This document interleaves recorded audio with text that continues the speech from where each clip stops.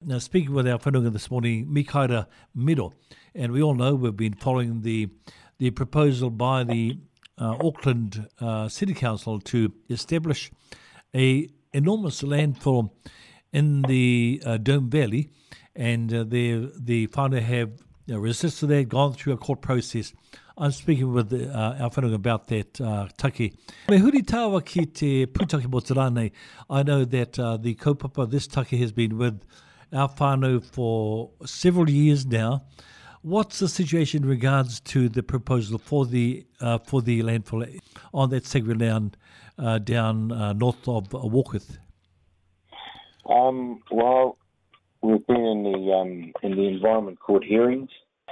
The judge wasn't happy with waste management, with not answering, failing to answer the questions, and they got a bit of a tongue lashing from the judge to front up and start answering the questions.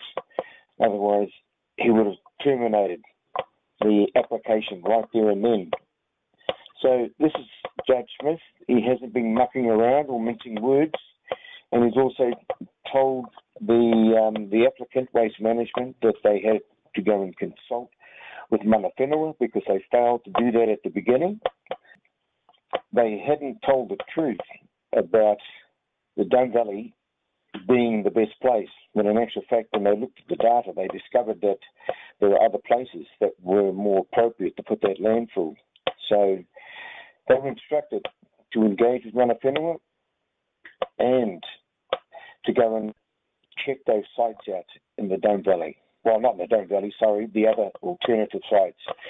And we came together and we had meetings with Waste Management, and we tried to get away from the Dome Valley, but unfortunately Waste Management were determined that they wanted to take this application back into the Environment Court, and that's where we actually sit right now, back in the court. And it's just unfortunate that we're going to have to go through this long process in the court, because if it gets the rubber stamp, there will be a lot of conflict, because if we can't stop landfills beside waterways, such as the Dome, which is the second biggest source of water for Auckland, you have to ask yourself, Cyril, why would you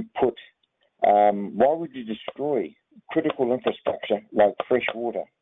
And given that it's the second biggest freshwater supply for the Auckland city, it's a complete no-brainer to be putting a rubbish dump over the top of it. This is where we are, and those are the challenges that we have. Yeah, tēnā koe te whanunga. So where to from here as far as the whānau is concerned? I mean, there's an opportunity, and there has been at least some response to the wawata from the Tangatawhenua. Number one, there hasn't been a good consultation process, but also the other options which, could have actually made a big difference to having to go through a long court process. Unfortunately, this is what the applicant wanted to do. They wanted to go back into the court and fight for the Dome Valley site.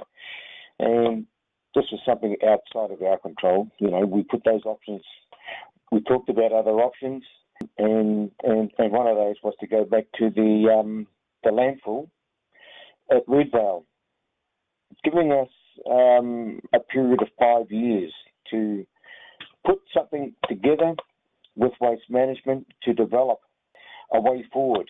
And that's looking at the different waste streams going into the landfill. Just recently I went down to Reperoa, where Auckland Council have entered into an arrangement with a commercial enterprise down there that 120,000 or 75,000 tonnes of Auckland's waste every year, this is food scraps, would be trucked down to Reperoa to create biogas that goes into the grid. And here's one waste stream that is generating jobs and wealth. And so there are all these other waste streams within the landfill that need to be captured and turned around so that they create employment and economic opportunities. rather than just burying it in a hole. And so what we were looking at was drawing up some form of a partnership with Waste Management and Auckland Council going forward into the future, because histories, the impact is huge.